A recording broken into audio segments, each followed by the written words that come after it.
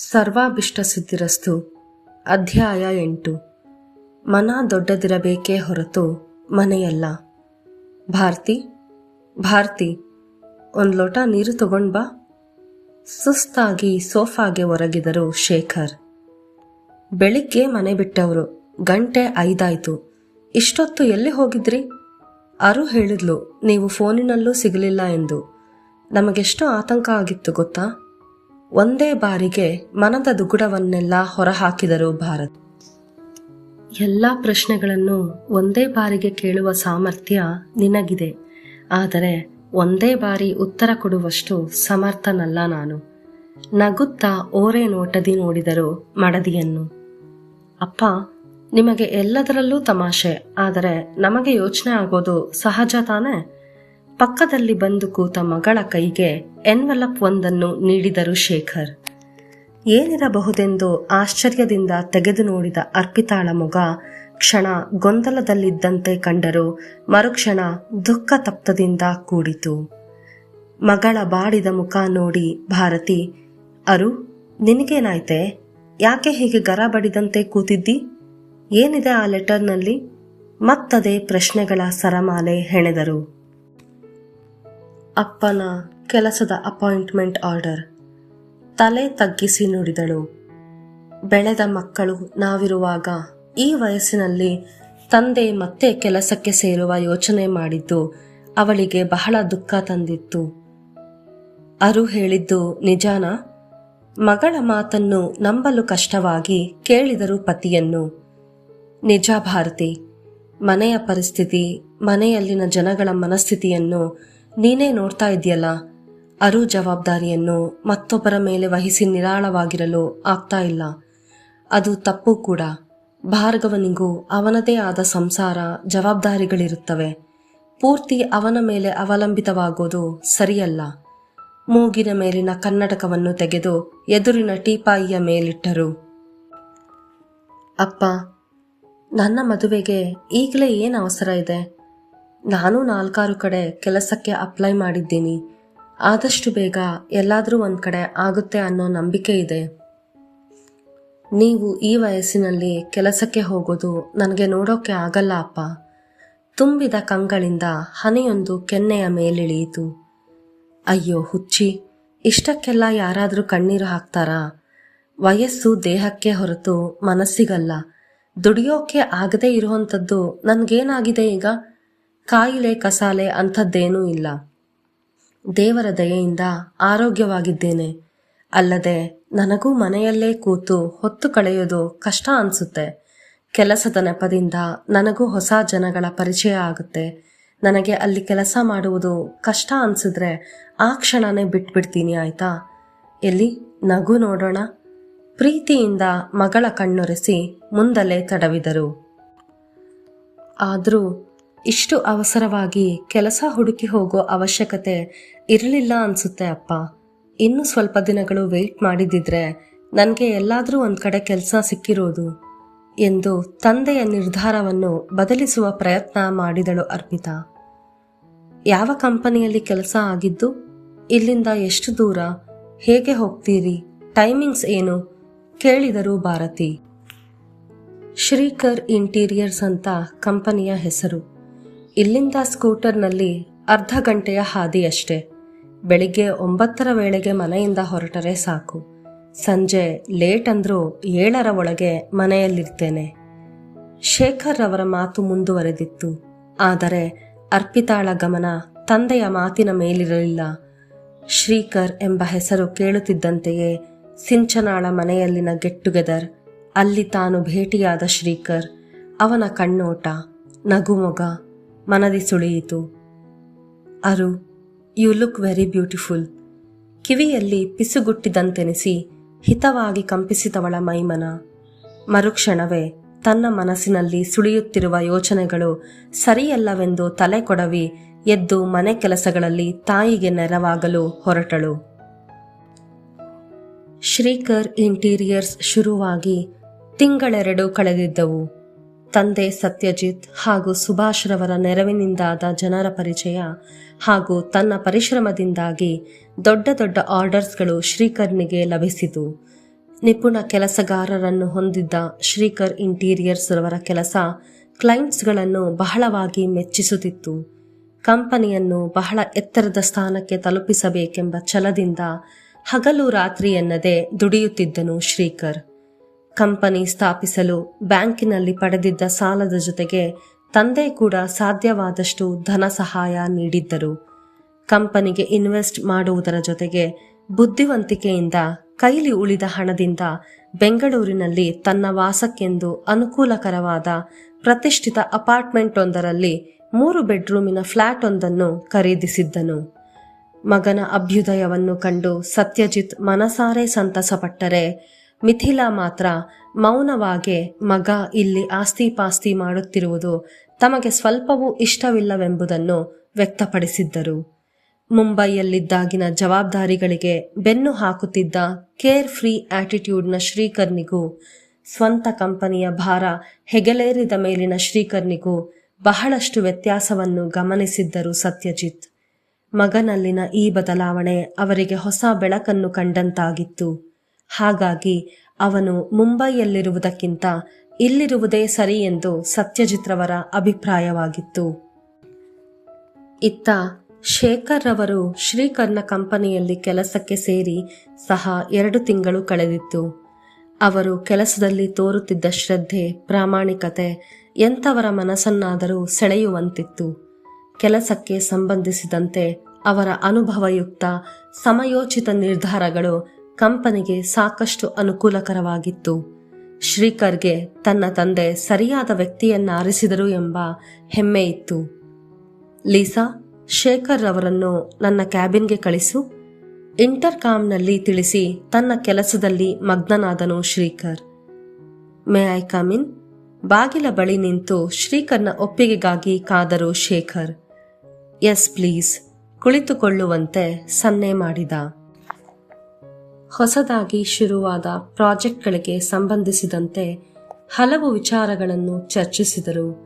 ಇನ್ನೇನು ಹೊರಡಲು ಎದ್ದ ಶೇಖರ್ ಅವರನ್ನು ತಡೆದ ಶ್ರೀಕರ್, ಮುಂದಿನ ವಾರ ಗಣೇಶ ಹಬ್ಬಕ್ಕೆ ನಮ್ಮ ಮನೆಗೆ ಬನ್ನಿ.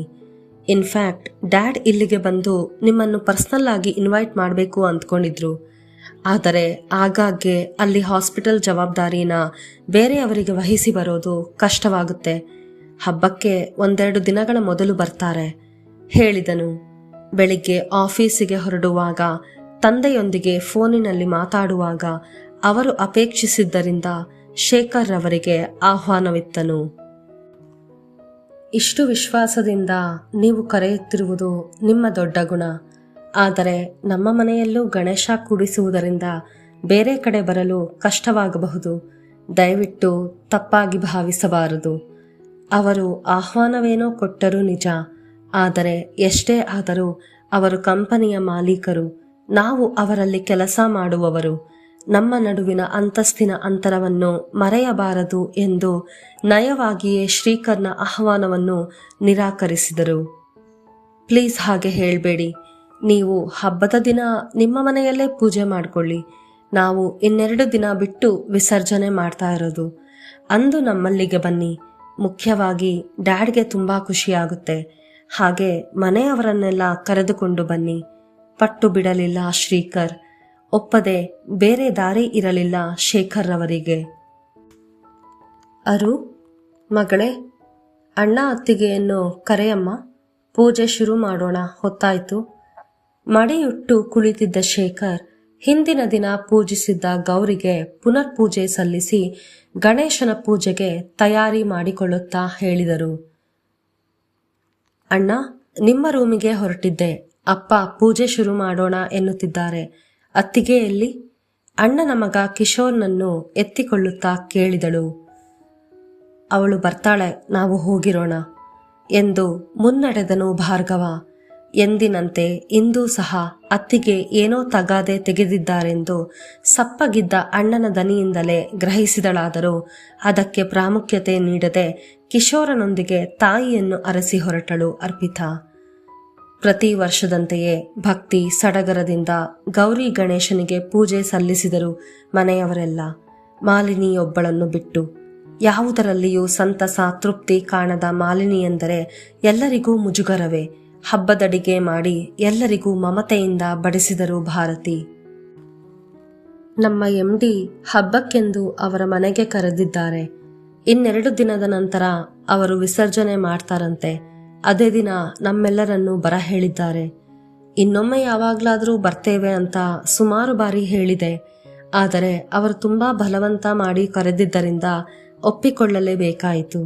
ಶನಿವಾರ ಸಂಜೆ 6ರ ಸುಮಾರಿಗೆ ಎಲ್ಲರೂ ತಯಾರಾಗಿರಿ, ಹೋಗಿ ಬರೋಣ. ಹೋಗ್ತಾ ದಾರಿಯಲ್ಲಿ ಹಣ್ಣು, ಕಾಯಿ ಹಾಗೂ ಹೂವು ತೆಗೆದುಕೊಂಡು ಹೋಗೋಣ ಹೇಳಿ ರೂಮಿಗೆ ಹೊರಟರು ಶೇಖರ್.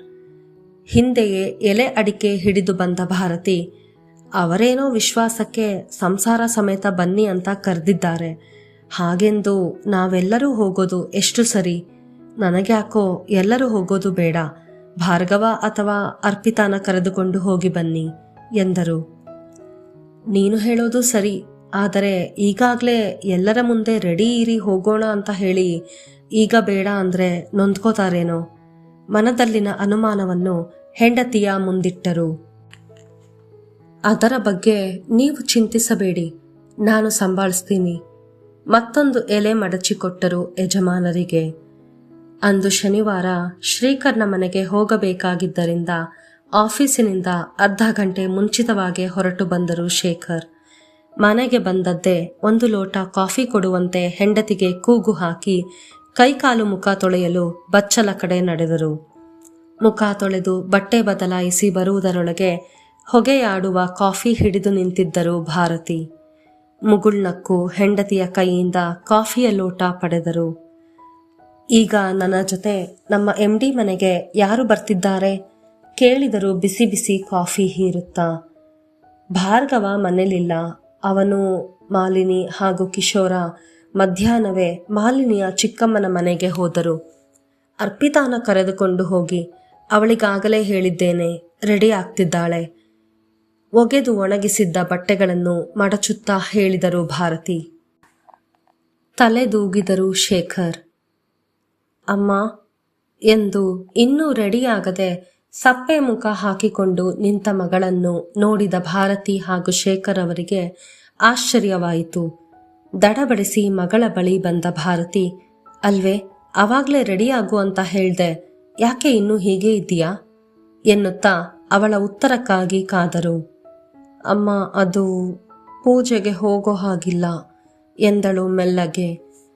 ಅಯ್ಯೋ ಎಂದುಕೊಳ್ಳುತ್ತಾ ಗಂಡನ ಬಳಿ ಬಂದ ಭಾರತಿ, ಈಗೇನು ಮಾಡೋದು, ನೀವು ಒಬ್ಬರೇ ಹೋಗಿ ಬರ್ತೀರಾ ಕೇಳಿದರು ಗಂಡನನ್ನುದ್ದೇಶಿಸಿ. ಅವರು ಅಷ್ಟೆಲ್ಲ ಹೇಳಿದ ಮೇಲೂ ನಾನೊಬ್ಬನೇ ಹೋಗೋದು ಸರಿ ಕಾಣಲ್ಲ ಭಾರತಿ. ಭಾರ್ಗವ ಎಲ್ಲಿ? ಅವನನ್ನಾದರೂ ಜೊತೆಗೆ ಕರೆದುಕೊಂಡು ಹೋಗುತ್ತೇನೆ ಎಂದರು ಶೇಖರ್. ಅಯ್ಯೋ ದೇವ್ರೆ, ಆವಾಗ್ಲೇ ಹೇಳಿದ್ನಲ್ಲ ಅವರ್ಯಾರೂ ಮನೆಯಲ್ಲಿಲ್ಲ ಅಂತ ಎಂದು ಭಾರ್ಗವನ ಸಂಸಾರ ಮನೆಯಲ್ಲಿ ಇಲ್ಲವೆಂಬುದನ್ನು ಮತ್ತೊಮ್ಮೆ ನೆನಪಿಸಿದರು. ಹಾಗಾದ್ರೆ ಒಂದು ಕೆಲಸ ಮಾಡೋಣ ಭಾರತಿ, ನಾನು ನೀನು ಹೋಗಿ ಬರೋಣ ಬಾ ಎಂದು ಹೆಂಡತಿಗೆ ರೆಡಿಯಾಗಲು ಹೇಳಿದರು. ಅರು ಒಬ್ಳನ್ನೇ ಬಿಟ್ಟು ಹೋಗೋದೆ, ಭಾರ್ಗವ ಮಾಲಿನಿ ಕೂಡ ಎಷ್ಟೊತ್ತಿಗೆ ಬರ್ತಾರೋ ಗೊತ್ತಿಲ್ಲ ಎಂದು ಅನುಮಾನಿಸಿದ ತಾಯಿಗೆ, ಅಮ್ಮ ನಾನೇನು ಎಳೆ ಮಗುನ ಒಬ್ಬಳೇ ಇರೋಕೆ ಭಯ ಅನ್ನೋಕೆ? ನಾನು ಆರಾಮಾಗಿ ಹುಷಾರಾಗಿ ಇರ್ತೀನಿ, ನೀನು ಅಪ್ಪನ ಜೊತೆ ಹೋಗಿ ಬಾ ಎಂದು ಬಲವಂತ ಪಡಿಸಿದಳು ಅರ್ಪಿತಾ. ಅಲ್ಲ, ಇವಳೊಬ್ಳನ್ನೇ ಬಿಟ್ಟು ಹೋಗೋಂಥದ್ದು ಏನಿದೆ, ನೀವೊಬ್ಬರೇ ಹೋಗಿ ಬಂದರಾಗದೆ ಎಂದು ಮತ್ತೊಮ್ಮೆ ಅನುಮಾನಿಸಿದಾಗ ಯೋಚಿಸುತ್ತಾ ಕುಳಿತ ತಂದೆಯನ್ನು ನೋಡಿ ಮತ್ತೊಮ್ಮೆ ಅರ್ಪಿತಾಳೆ. ಯಾಕಮ್ಮ ಇಷ್ಟು ಯೋಚನೆ ಮಾಡ್ತಿದ್ಯಾ? ಹುಷಾರಾಗಿ ಇರ್ತೀನಿ ಅಂತ ಹೇಳಿದ್ನಲ್ಲ, ಇಬ್ಬರು ನಿಶ್ಚಿಂತೆಯಿಂದ ಹೋಗಿ ಬನ್ನಿ ಎಂದು ತಾಯಿಯನ್ನು ತಯಾರಾಗಲು ಹೊರಡಿಸಿದಳು. ಶೇಖರ್ ದಂಪತಿಗಳು ಅಪಾರ್ಟ್ಮೆಂಟ್ ತಲುಪಿದಾಗ ಸಂಜೆ 6ರ ಸಮಯ. ಸೆಕ್ಯೂರಿಟಿಯ ಬಳಿ ತಮ್ಮ ಹೆಸರು ಹಾಗೂ ತಾವು ಹೋಗಬೇಕಾಗಿರುವ ಫ್ಲಾಟ್ ನಂಬರ್ ಹೇಳಿದರು. ನಿಮಿಷಗಳ ಕಾಲ ಫೋನಿನಲ್ಲಿ ಮಾತನಾಡಿ ಬಂದ ಸೆಕ್ಯೂರಿಟಿ 15ನೇ ಫ್ಲೋರ್ ಎಂದು ಹೇಳಿ ಲಿಫ್ಟಿಗೆ ದಾರಿ ತೋರಿಸಿದ. ಶೇಖರ್ ಹಾಗೂ ಭಾರತಿ ಲಿಫ್ಟ್ ಏರಿ 15ನೇ ಫ್ಲೋರ್ ತಲುಪಿದವರೇ ಎಡಕ್ಕೆ ತಿರುಗಿದ ತಕ್ಷಣವೇ ನೇಮ್ ಪ್ಲೇಟ್ ಒಂದರ ಮೇಲೆ ಶ್ರೀಕರ್ನ ಹೆಸರು ಕಂಡು ಆ ಕಡೆ ಹೆಜ್ಜೆ ಹಾಕಿದರು ಶೇಖರ್. ಅತ್ತಿತ್ತ ನೋಡುತ್ತಿದ್ದ ಭಾರತಿ ಕೂಡ ಪತಿಯ ಹಿಂದೆಯೇ ಹೋದರು. ಬಾಗಿಲ ಬಳಿ ನಿಂತವರಿಗೆ ಒಳಗಿನ ಅಲಂಕಾರವನ್ನು ಕಂಡು ಸಣ್ಣ ಮದುವೆಯ ತಯಾರಿಯೇ ನಡೆದಂತೆನಿಸಿತು. ರಾಶಿ ರಾಶಿ ಹೂವು ದೀಪಗಳಿಂದ ಅಷ್ಟು ಅಂದವಾಗಿ ಸಜ್ಜುಗೊಳಿಸಿದ್ದರು ಮನೆಯನ್ನು. ಆದರೆ ಭಕ್ತಿಗಿಂತ ಆಡಂಬರವೇ ಹೆಚ್ಚಾದಂತಿತ್ತು. ಒಳ ಹೋಗಲು ಕ್ಷಣ ಅನುಮಾನಿಸುವಂತಾಯಿತು ದಂಪತಿಗಳಿಗೆ. ಅರೆ ಶೇಖರ್, ಯಾಕೆ ಇಲ್ಲೇ ನಿಂತಿದ್ದೀರಿ? ಒಳಗೆ ಬನ್ನಿ. ಕೈ ಹಿಡಿದು ಆತ್ಮೀಯತೆಯಿಂದ ಒಳ ಬರಮಾಡಿಕೊಂಡರು ಸತ್ಯಜಿತ್. ಅವರ ಹಿಂದೆಯೇ ಬಂದ Shrikar, hello sir, please come in ಎಂದು ಶೇಖರ್ ಅವರ ಕೈ ಕುಲುಕಿ ಪಕ್ಕದಲ್ಲಿದ್ದ ಭಾರತೀಯವರತ್ತ ನೋಡುತ್ತಾ ನಮಸ್ತೆ ಎಂದನು. ತಂದಿದ್ದ ಹಣ್ಣು ಕಾಯಿಯನ್ನು ದೇವರ ಮುಂದಿಟ್ಟು ಬಂದರು ಭಾರತಿ. ಬಂದ ಅತಿಥಿಗಳೆಲ್ಲರಿಗೂ ಕುಡಿಯಲು ತಂಪು ಪಾನೀಯ ನೀಡಲಾಗಿತ್ತು. ಕೆಲ ನಿಮಿಷಗಳು ಶ್ರೀಕರ್ ಶೇಖರ್ ದಂಪತಿಗಳೊಂದಿಗೆ ಲೋಕಾರೂಢಿಯಾಗಿ ಮಾತನಾಡಿ ಬಂದಿದ್ದ ಬೇರೆ ಅತಿಥಿಗಳನ್ನು ಗಮನಿಸಲು ಹೋದ. ಆದರೆ ಮೊದಲನೆಯ ದಿನದಿಂದಲೇ ಶೇಖರ್ ಅವರ ಸರಳ ಸ್ವಭಾವಕ್ಕೆ ಬೆರಗಾಗಿದ್ದ ಸತ್ಯಜಿತ್ರವರು ಮಾತ್ರ ಸ್ವಲ್ಪ ಹೆಚ್ಚಾಗಿಯೇ ಶೇಖರ್ ಹಾಗೂ ಭಾರತೀಯವರ ಹತ್ತಿರ ಮಾತನಾಡುತ್ತಿದ್ದರೆಂದರೆ ತಪ್ಪಾಗಲಾರದು. ಶೇಖರ್ ಅವರೇ, ನೀವಿಬ್ಬರೂ ಬಂದಿದ್ದು ನಮಗೆ ಬಹಳ ಖುಷಿಯಾಯಿತು. ಉಳಿದವರೆಲ್ಲ ಎಲ್ಲಿ? ಅವರನ್ನೆಲ್ಲ ಯಾಕೆ ಕರ್ಕೊಂಡು ಬರಲಿಲ್ಲ? ಈ ನೆಪದಲ್ಲಿ ನಿಮ್ಮ ಮನೆಯವರನ್ನೆಲ್ಲ ಭೇಟಿಯಾಗಬಹುದಿತ್ತು ಎಂದರು ಸತ್ಯಜಿತ್. ಉಳಿದವರೆಲ್ಲ ನಮ್ಮ ಇನ್ನೊಬ್ಬ ನೆಂಟರ ಮನೆಗೆ ಹೋಗಿದ್ದರು, ಹಾಗಾಗಿ ಇಲ್ಲಿಗೆ ಬರಲಾಗಲಿಲ್ಲ. ದಯವಿಟ್ಟು ತಪ್ಪಾಗಿ ತಿಳ್ಕೋಬೇಡಿ ಎಂದು ಮನೆಯವರೆಲ್ಲರೂ ಬರಲಾಗದಿದ್ದಕ್ಕೆ ಕಾರಣ ತಿಳಿಸಿದರು ಶೇಖರ್. ಅರ್ಪಿತಾ ಬರಲಾಗದಿದ್ದಕ್ಕೆ ನಿಜವಾದ ಕಾರಣ ತಿಳಿಸಲು ಸಂಕೋಚಿಸಿದರು. ಇರ್ಲಿ, ಪರವಾಗಿಲ್ಲ, ಮತ್ತೊಮ್ಮೆ ಯಾವಾಗಾದ್ರೂ ಭೇಟಿಯಾಗೋಣ ಎಂದು ಮಾತು ಮುಂದುವರೆಸಿದ್ದರು ಸತ್ಯಜಿತ್. ಅಷ್ಟರಲ್ಲಿ ಅರ್ಚಕರು ಮಹಾಮಂಗಳಾರತಿಗೆ ಕರೆದಾಗ ಎಲ್ಲರ ಗಮನ ಅತ್ತ ಹರಿಯಿತು. ಪುನರ್ ಪೂಜೆ ವಿಸರ್ಜನೆಯ ನಂತರ ಅಕ್ಕಪಕ್ಕದ ಫ್ಲಾಟ್ನಿಂದ ಬಂದ ಹೆಂಗಸರಿಗೆ ಅರಿಶಿನ ಕುಂಕುಮ ತಾಂಬೂಲದ ಜೊತೆಗೆ ಮಾಡಿಸಿದ್ದ ಸಿಹಿ ತಿನಿಸುಗಳನ್ನು ಕೊಟ್ಟು ಕಳಿಸಿದರು. ಸುವಿ, ಲೇ ಸುವಿ, ಡಿನ್ನರ್ ರೆಡಿ ಇದೆಯಾ? ಕೂತಲ್ಲಿಂದಲೇ ಅಡುಗೆಯವಳನ್ನು ಕೂಗಿದರು ಮಿಥಿಲಾ. ರೆಡಿಯುಂಟು ಅಮ್ಮೋರೆ, ಈ ಕ್ಷಣ ಎಲೆ ಹಾಕಿಬಿಡುತ್ತೇನೆ. ಕೈಲಿ ಬಾಳೆ ಎಲೆಯ ಕಟ್ಟು ಹಿಡಿದು ಉತ್ತರಿಸಿದ ಸುವ್ವಿಯ ಗಂಡ ಕಾಶಿ. What, Elena? ಏ ಗುಗ್ಗು, ಡೈನಿಂಗ್ ಟೇಬಲ್ ಮೇಲೆ ಡಿನ್ನರ್ಗೆ ಅರೇಂಜ್ ಮಾಡು. ಸಿಡುಕಿದರು ತಾಳ್ಮೆ ಕಳೆದುಕೊಂಡು. ಮೌನವಾಗಿ ಸತ್ಯಜಿತ್ರ ಮುಖ ನೋಡಿದ ಕಾಶಿ. Mithila, calm down. ಅವನ ಮೇಲೆ ಯಾಕೆ ಹೀಗೆ ರೇಗಾಡ್ತಿದ್ದಿ? ಹಬ್ಬದ ದಿನ ಬಾಳೆ ಎಲೆ ಊಟ ಶ್ರೇಷ್ಠ ಅಂತ ನಾನೇ ಅವನಿಗೆ ಎಲೆ ತರುವುದಕ್ಕೆ ಹೇಳಿದ್ದು. ಕಾಶಿಯ ಸಹಾಯಕ್ಕೆ ಬಂದರು ಸತ್ಯಜಿತ್. ಬಟ್ ಸತ್ಯ, ನಾವು ಸುಭಾಷ್ ರವರ ಫ್ಯಾಮಿಲಿ ಕೂಡ ಇನ್ವೈಟ್ ಮಾಡಿದ್ದೀವಿ, ಅವಮಾನ ಆಗುತ್ತೆ ಹೇಳಿದರು ಮುಖ ದುಮ್ಮಿಸಿಕೊಂಡು. ಹಾಗೆಲ್ಲ ಏನೂ ಇಲ್ಲ ಮಿಥಿಲಾ, ದಯವಿಟ್ಟು ಸೀನ್ ಕ್ರಿಯೇಟ್ ಮಾಡದೆ ಎಲ್ಲರ ಜೊತೆ ನಗುತ್ತಾ ಊಟ ಮಾಡು. ಇದನ್ನು ನೀನು ರಿಕ್ವೆಸ್ಟ್ ಅಂತಾದ್ರೂ ಅಂದ್ಕೋಬಹುದು ಅಥವಾ ಆರ್ಡರ್ ಅಂತಾದ್ರೂ ಅಂದ್ಕೋಬಹುದು. ಕಡ್ಡಿ ತುಂಡು ಮಾಡಿದಂತೆ ಹೇಳಿ ಹೋದರು ಸತ್ಯಜಿತ್. ಅವರ ಮಾತಿಗೆ ಎದುರಾಡುವುದು ಎಷ್ಟು ಅಪಾಯಕಾರಿ ಎಂದು ಅರಿತಿದ್ದ ಮಿಥಿಲಾ ಅಂತಹ ರಿಸ್ಕ್ ತೆಗೆದುಕೊಳ್ಳಲಿಚ್ಛಿಸದೆ ಮೌನವಾಗಿ ಹೋಗಿ ಪತಿಯ ಪಕ್ಕದ ಎಲೆಯ ಮುಂದೆ ಕೂತರು. ಸುಭಾಷ್ ಹಾಗೂ ಸುಲೇಖಾರಿಗೆ ಕೂಡ ಬಾಳೆ ಎಲೆ ಊಟದ ವ್ಯವಸ್ಥೆ ಅಷ್ಟಾಗಿ ಇಷ್ಟವಾಗದಿದ್ದರೂ ಸತ್ಯಜಿತ್ರವರ ಸ್ವಭಾವ ಯೋಚನಾ ರೀತಿ ಅರಿತಿದ್ದರಿಂದ ಇನ್ನೊಂದು ಮಾತನಾಡುವ ಧೈರ್ಯ ಮಾಡಲಿಲ್ಲ.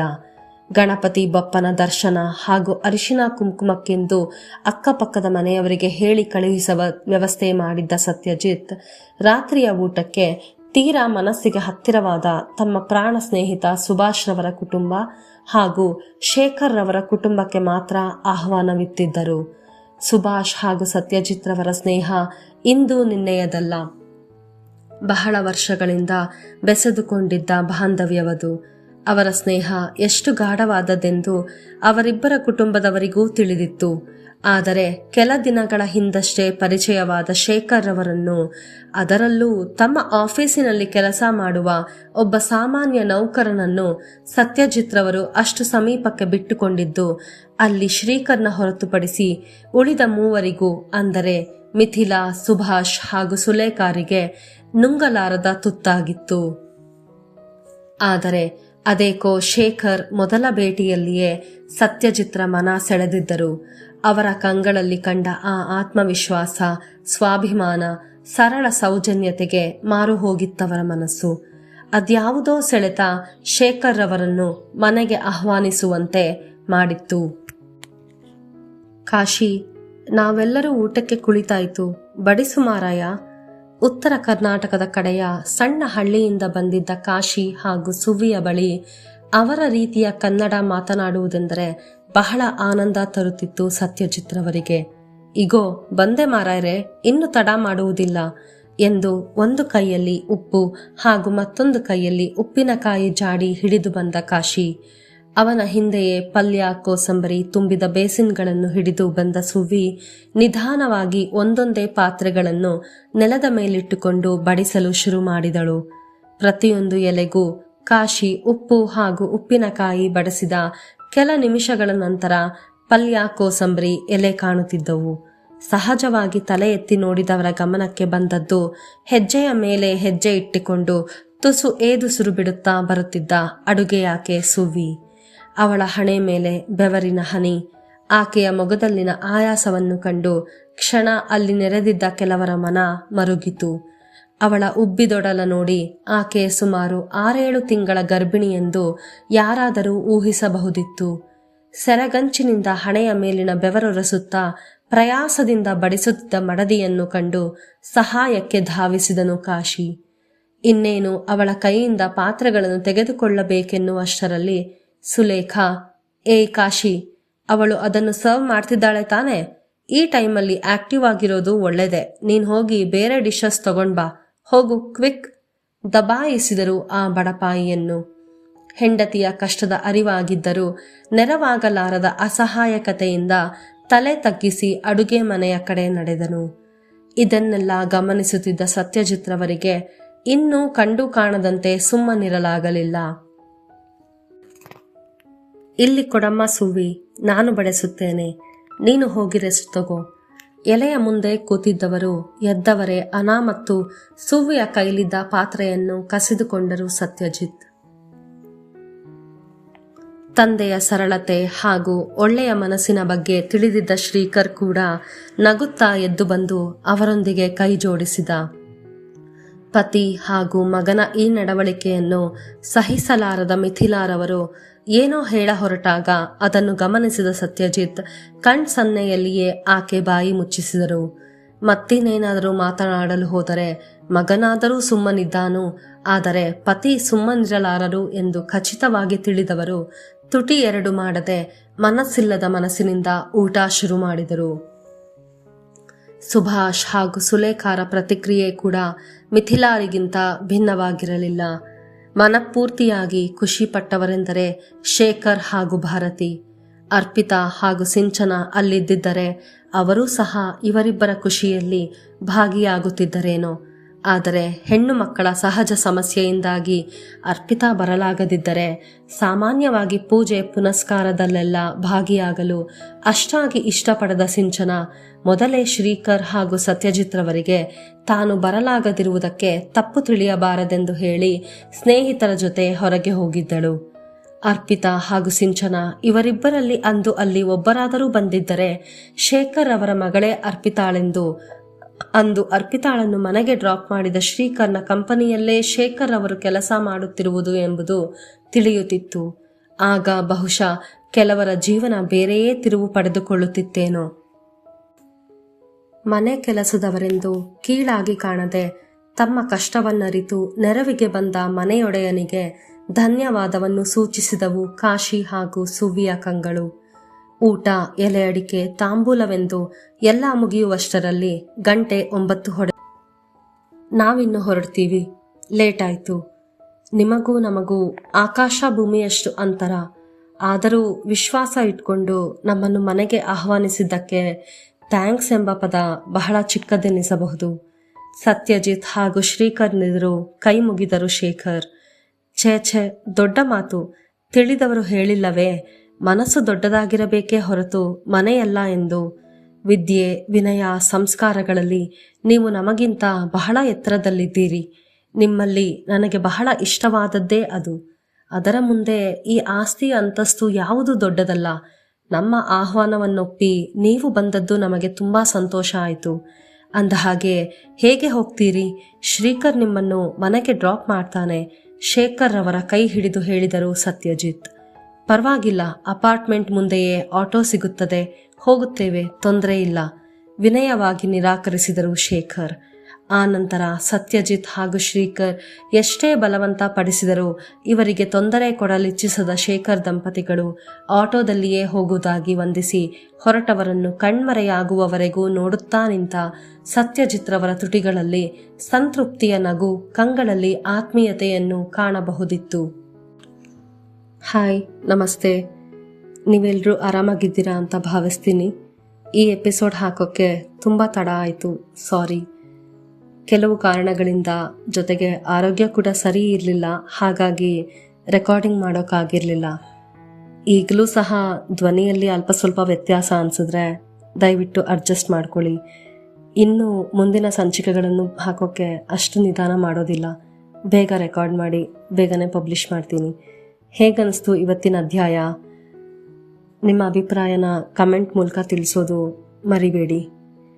ಮುಂದಿನ ಸಂಚಿಕೆಗಳಲ್ಲಿ ಆದಷ್ಟು ಬೇಗ ಶ್ರೀಕರ್ ಹಾಗೂ ಅರ್ಪಿತಾರ ಮರುಭೇಟಿ ಆಗುತ್ತೆ. ಆ ಮರುಭೇಟಿ ಅವರಿಬ್ಬರ ನಡುವೆ ಯಾವ ತೆರನಾದ ಭಾವನೆಗಳನ್ನು ಮೂಡಿಸುತ್ತೆ ಅದನ್ನೆಲ್ಲ ತಿಳ್ಕೊಳ್ಳೋಕ್ಕೆ ಮುಂದಿನ ಅಧ್ಯಾಯಗಳಿಗಾಗಿ ಸ್ವಲ್ಪ ಕಾಯ್ತಾ ಇರಿ. ಬಾಯ್, ಟೇಕ್ ಕೇರ್.